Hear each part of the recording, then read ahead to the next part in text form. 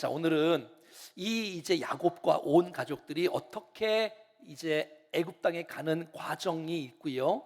가서 이제 드디어 요셉과 야곱이 만나는 역사적인 이런 순간들을 통해서 하나님께서 주신 하나님의 음성들을 들을 수 있기를 원하고요. 1절 같이 보겠습니다. 시작. 이스라엘의 모든 소유를 이끌고 떠나 부엘세바에 이르러. 여러분, 야곱이란 사람은요, 야복 강가에서 천사와 씨름하면서 하나님께서 그 야곱의 이름을 바꿔주셨어. 이스라엘로. 그래서 하나님께서는 이 야곱을 부르실 때 때로는 야곱으로, 때로는 이스라엘로 반복해서 계속해서 부르는 모습들을 보게 돼요. 오늘은 이스라엘이라고 불러요. 왜요? 이것은 한 개인이나 가족 이야기가 아니라 이거는 민족으로서 형성되는 큰 사건이기 때문에 하나님이 택하신 백성을 상징하는 대표성을 지닌 것을 의미하기 위해서 이스라엘이여라고 말을 하고 있는 거예요. 그래서 모든 소유를 이끌고 지금은 헤브론이에요. 헤브론, 남쪽 헤브론인데 더 남쪽 부엘세바까지 애굽 땅에서 계속 가다가 그 경계선, 여러분, 이 가나안 땅은 북쪽은 단, 남쪽은 부엘세바, 단에서 부엘세바까지, 백두에서 할라까지 최남단이에요. 이제 넘어가면 애굽인 것이에요. 그 마지막 넘기 직전에 그 야곱의 마음속에 하나님께 예배해야 된다, 하나님께 물어봐야 된다. 바로의 초청이 있다 할지라도, 요셉의 초청이 있다 할지라도, 지금 흉년이고 거기는 먹을 것이 있다 할지라도 그냥 무조건 가는 거는 안 된다. 주님께 물어봐야 된다, 예배해야 된다. 이것이 야곱의 아주 굉장히 소중한 잘한 선택인 것을 우리는 알 수가 있어요. 부엘세바, 어떤 곳일까요? 여러분, 아브라함이 아비멜렉과 언약을 맺은 곳이고요. 거기서 에셀나무를 심고 하나님 앞에 예배했던 장소가 부엘세바 아닙니까? 여러분, 이삭이, 여러분, 리브가 함께 살았던 곳이고요. 여러분, 에서와 야곱을 축복했던 곳이 부엘세바예요. 그래서 여러분, 야곱이 출발할 때에 부엘세바에서 밧단 아람 하란 땅까지 출발하지 않습니까? 그것이 바로 부엘세바였던 곳이지요. 계속해서 우물을 팔 때에 여러분, 거기서 계속해서 부엘세바에서 르호봇의 놀라운 축복을 받았던 곳, 바로 부엘세바인 것이지요. 부엘세바는 하나님의 은혜가 임한 곳이었고 축복이 임한 곳이었고 하나님 제단을 쌓은 곳이었고 예배했던 장소가 바로 부엘세바였던 곳이지요. 그래서 여러분, 이 야곱의 마음속에 이 부엘세바, 아브라함이 주님 앞에 예배드렸던 곳, 아버지 이삭이 주 앞에 예배드렸던 곳, 이곳에서 야곱도 예배를 드리고 있는 거예요. 1절 보면 그의 아버지 이삭의 하나님께 희생제사를 드리는 거예요. 이삭의 하나님께, 언약의 하나님께, 약속의 하나님께 희생제사를 드리는 거예요. 그냥 가나안 땅에 무조건, 애굽 땅에 무조건 내려가면 안 돼요. 흉년이 있다고 애굽 땅에 내려갔던 아브라함, 이삭은 수치와 모욕과 낭패를 당한 경험이 있잖아요. 자, 이제 야곱이 애굽에 내려가는 것을 최종적인 하나님께 물어봐야 되는 거예요. 하나님, 내려가야 됩니까? 내려가면 안 됩니까? 이거 물어보는 것, 이것이 중요한 거예요. 우리가 인생 살면서 무슨 일을 하기 전에, 내가 무슨 걱정이 있고 두려움이 있고 무슨 일을 하기 전에 주님 앞에 묻는 것, 예배하는 것, 이 예배를 통해서 주님이 만나주시고 응답해 주실 줄로 믿습니다.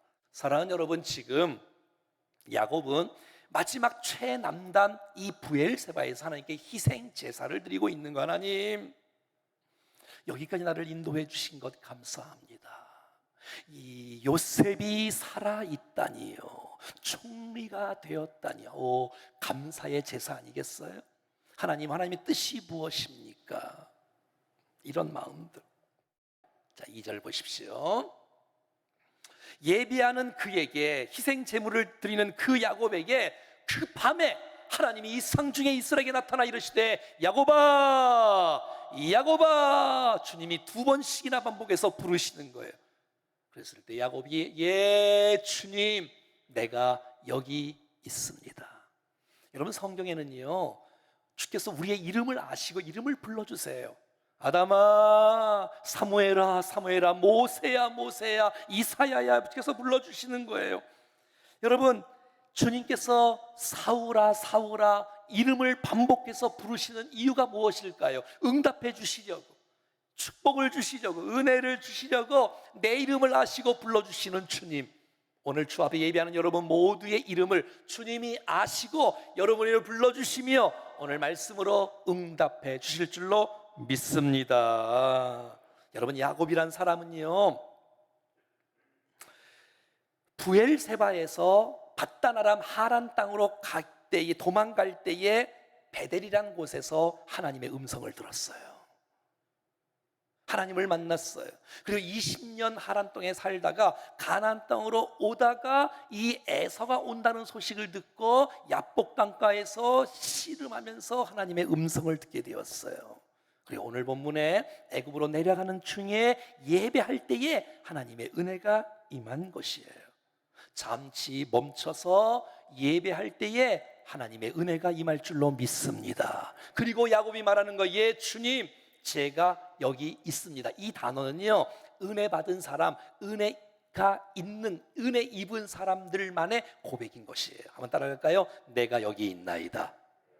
예 주님, 말씀하옵소서. 준비하나이다. 순종하겠습니다. 어떻게 할까요? 이렇게 준비하는 거예요. 이 얼마나 아름다운 고백이에요. 3절, 그랬더니 5가지의 응답을 주세요. 몇 가지? 몇 가지? 5가지의 응답을 줘요. 첫 번째, 자, 예배합니다. 주님이 나타나셔서 말씀하십니다. 첫 번째, 나는 하나님이다. 나는 내 아버지의 하나님이다 라고 말하는 거예요.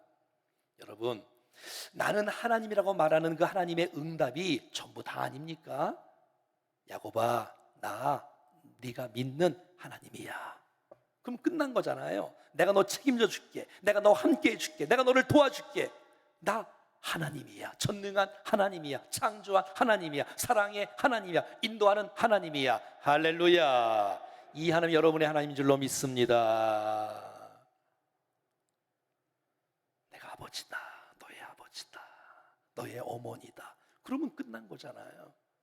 오늘도 주께서 우리 가운데 말씀하십니다. 내가 너의 하나님이다. 두 번째,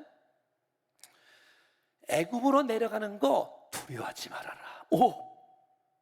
그러니까 여러분, 하나님은 이 지금 야곱이 무엇 때문에 두려워하는지를 다 알고 있어요. 하나님, 갈까요 말까요? 가야 되나요 말아야 되나요? 흉년 피하는 거 맞아요? 초청에 응하는 거 맞아요? 주님이 허락해야지 뭐 사람이 초청한다고 가는 게 아니지 않습니까? 그러니까 두려워 떨고 긴장하고 있는데 하나님 말씀하시는 거예요. 애굽 내려가는 거 두려워하지 마라 라고 말씀하는 거예요. 오늘 저와 여러분의 인생 가운데 두려움이 있는 것을 주님은 아시고 말씀하십니다. 얘들아, 두려워하지 말라. 두려워하지 말라. 두려워하지 말라. 그러니까 여러분, 우리가 순간순간 우리가 민감하게 하나님 말씀을 들어야 돼요. 내가 애굽 땅에 가고 안 가는 게 중요한 게 아니라 하나님이 가라고 하시면 가는 거고 하나님이 가지 말라고 하시면 가지 않는 것, 하나님의 뜻대로. 근데 오늘 본문은 주께서 애굽으로 내려가는 것, 이거 하나님의 계획이다. 하나님의 뜻이다. 이것을 주님께서 하나님의 마음, 소원을 말씀해 주고 있는 거예요. 세 번째, 내가 거기서 너로 큰 민족을 이루어 주겠노라 라고 세 번째 약속의 말씀을 주시는 거예요. 지금 여러분, 야곱의 온 식구들 다 합치면 70명이에요. 이 70명이 애굽 땅에 내려가는 가운데 애굽에서 430년 동안 살게 되어지는데 430년이 지난 이후에 무려 200만 명이 되어지는 큰 민족이 되는 것이에요. 이것이 바로 하나님의 계획이고 하나님의 섭리였다는 것이에요. 여러분, 이 큰 민족을 이루는 건요, 벌써 할아버지 아브라함 때부터 주께서 약속하신 메시지예요. 창세기 12장 2절, 내가 너로 아니, 지금 아브라함은 자식 한 명도 없는데 내가 너로 큰 민족을 이루어 주겠노라.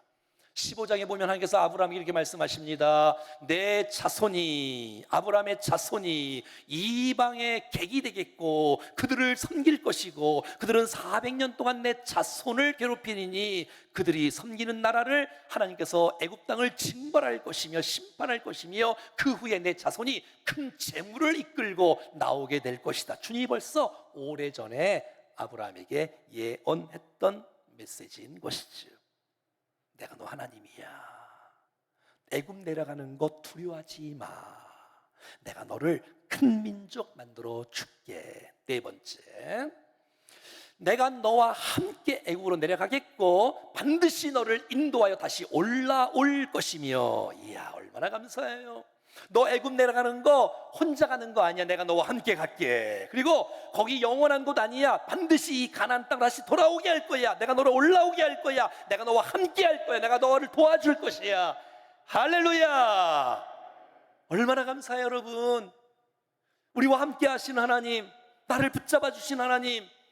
애굽 땅에 가는 거 내가 긴장하고 있고 두려워하고 있고 염려하고 있는데 걱정하지 마. 내가 너와 함께 가는 거야. 함께 오는 거야. 걱정하지 말라고 말씀해 주고 있는 거예요. 사랑하는 여러분, 고민하고 두려울 때에 예배하십시오. 기도하십시오. 주님께서 말씀으로 응답해 줄 줄로 믿습니다.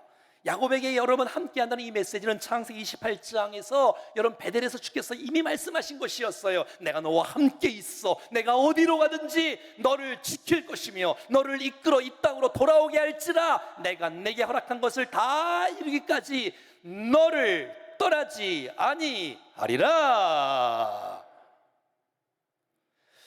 고대 근동 지역에는요, 어떤 문화가 있었냐면 이 나라의 신은 이 나라의 신이에요. 이 나라의 신은 이 나라의 신이에요. 그래서 여러분, 사람이 이쪽을 가면 이 나라 신이 이쪽에 가면 이쪽에 영향을, 힘과 능력을 못 준다고 생각했던 그런 문화였어요. 하지만 사랑하는 여러분, 전능하신 하나님은, 가나안에서 함께 하신 주님은 애굽 땅에서 살아계신 하나님께서 함께하는 줄로 믿습니다. 무슨 말이에요? 여러분, 우리가 교회에서 예배드리는 이 놀라운 하나님, 나와 함께 하신 하나님이 여러분의 직장에서도 동일한 하나님이시며, 가정에서 하나님이시며, 여러분 사회에서도 나와 함께 하시는 하나님인 줄로 믿습니다. 우리가 믿는 하나님은 교회 안에 하나님이 아니에요, 여러분. 네가 애굽 땅에 내려가도 내가 너와 함께 갈 거야.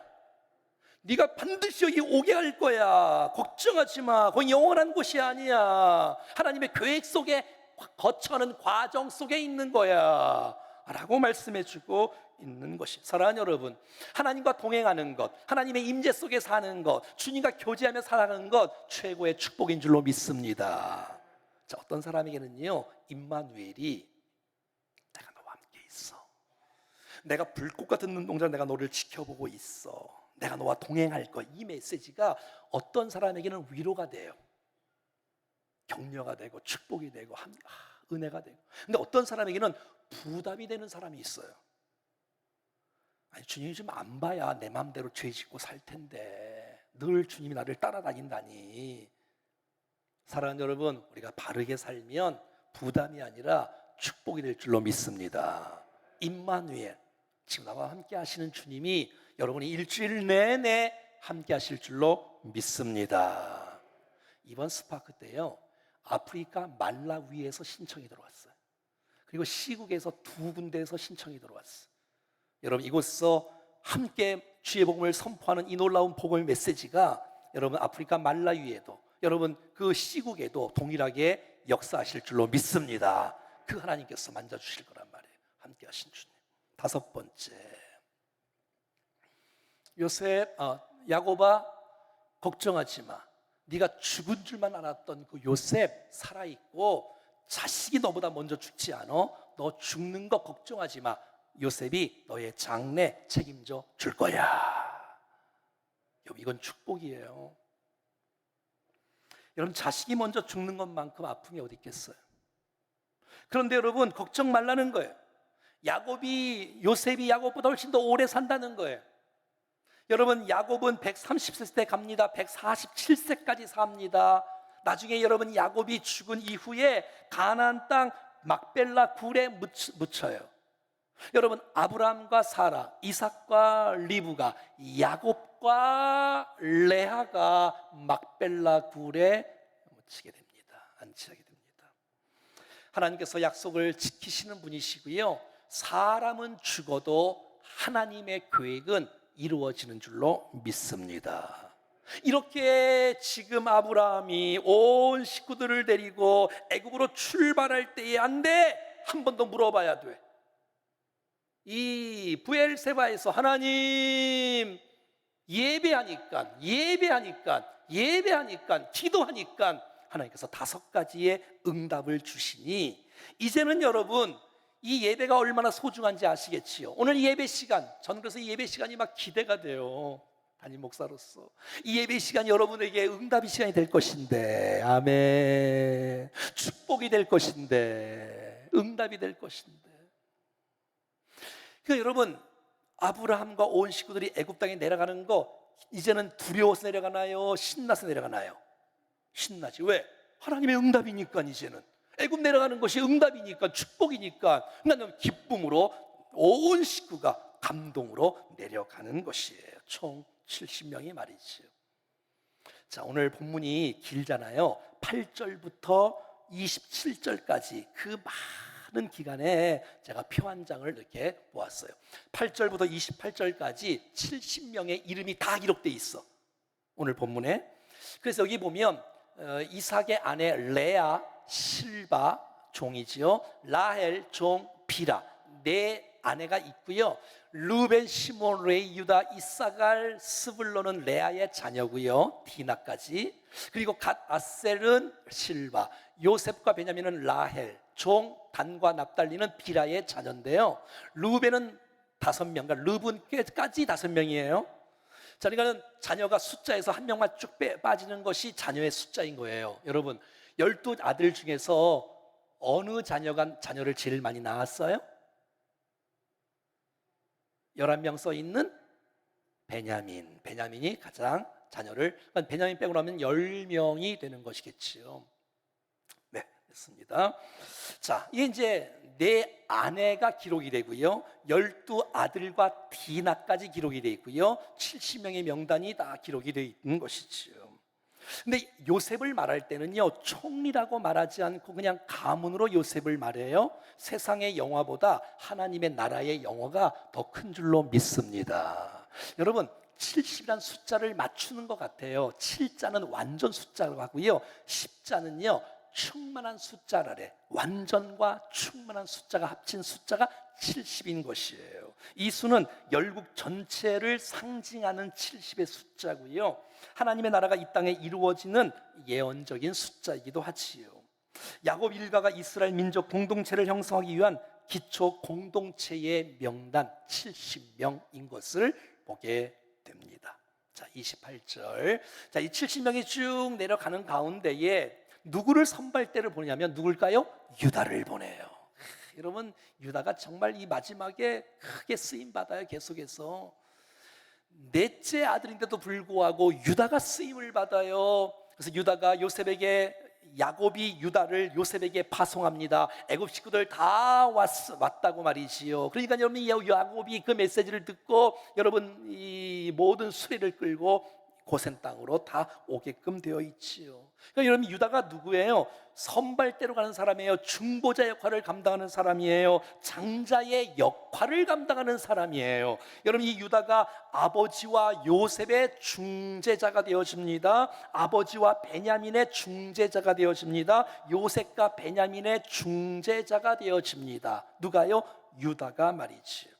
야곱은 유다를 믿는 사람이에요. 그래서 야곱은 이 유다를 통해서 온 가족을 이끄는 일들을 유다를 통해서 지금 일하고 있는 것이에요. 오늘 보면 28절에 보면 보내어라고 해서 28절에 보면 28절에 보면 미리 보내어, 유다를 보낸다는 거예요. 여기서 이 보낸다는 말은 어떤 사명을 주어 보낼 때 쓰는 단어가 보내어라는 단어예요. 예수님께서 사도들을 보내요, 주의 복음을 위해서 보내요, 이 사명을 써. 그러니까 유다를 통해서 받은 사도처럼 사명을 가진 자로 파송한 거란 말이에요. 여러분, 유다가 흠이 많은 사람이에요. 유다가 여러분 완전한 사람이 아니에요. 그게 며느리하고 통관한 사람이에요. 여러분, 씻을 수 없는 엄청난 죄를 지은 사람이 유다예요. 그런데 여러분, 며느리가 나중에 알고요, 그가 나보다 옳다라고 선하다고, 여러분 그 당시의 가부장적인 제도에서 이 야곱이, 이 유다가 자기를 회개하고 낮추고 있어요. 그러니까 허물 많은 죄인이었는데 그가 돌이키고 회개하는 거, 하나님을 바라보는 거예요. 다시 하나님은 유다를 쓰시기 시작하는데 그 유다가 중재자 역할을 감당하는, 그 유다를 통해서 다윗이 출생하고요, 그 유다를 통해서 예수 그리스도가 출생하는 것이에요. 자, 29절 봐요. 드디어 이 소식을 들은 요셉이 수레를 갖추고 고센 땅으로 올라올 때에 그 아버지 이스라엘을 맞으며 그에게 보이고 그의 목을 어근 맞춰 안고 얼마 동안 울매. 아버지 요셉, 말하지 않아도 그냥 안고 있는 거예요. 울고 있는 거예요. 이 눈물의 메시지 이해되시나요? 얼마나 보고 싶었으면, 얼마나 사랑했으면 하나님 이런 축복을 주십니까? 요셉을 만나는 기적 같은 축복, 이 은혜를 주시다니요. 한편은 이런 마음이 있지 않았겠어요? 요셉, 내가 너를 잘 지켜주지 못해서 너 얼마나 수고가 많았니? 그냥 이렇게 안고 우는 거예요. 여러분, 우는 사람들과 함께 우는 것, 그게 교회 아닌가요? 그냥 기도로 울어주는 거지요. 봐요, 요셉이요, 야곱 아버지 야곱 아래서 17년을 보호받았잖아요. 이게 웬일이죠? 이 야곱이요 130세에 와서 147세에 요셉을 통해서 17년 동안 요셉의 보호를 야곱이 받고 있는 거예요. 놀랍지 않습니까? 그리고 30절에 이 야곱이 이렇게 말합니다. 이스라엘하고 요셉에게 이르되 내가 지금까지 살아있는 것, 네가 총리해서 내가 기뻐하는 거 아니야? 네가 살아있다니 내가 너 얼굴을 내가 지금 함께 대면하고 있다니 지금 죽어도 족하다. 여러분, 이게 예수 믿는 사람들의 고백이 아닐까요? 여러분, 요셉이 예수님의 예표 아닙니까? 내가 예수님 만난 것 때문에 난 죽어도 한이 없어요. 왜? 내가 주님 만났잖아요. 은혜를 입었잖아요. 구원받았잖아요. 그래서 고백이 주님 한 분만으로 만족하며 살겠습니다라는 고백을 드리는 것이에요. 자, 마지막 이제 그들을 고센 땅으로 보냅니다. 고센 땅. 도대체 고센 땅은 도대체 뭐예요? 여러분, 애굽 땅이 고센 땅이잖아요. 애굽의 큰 땅 중에 한 땅이 이제 고센 땅인데,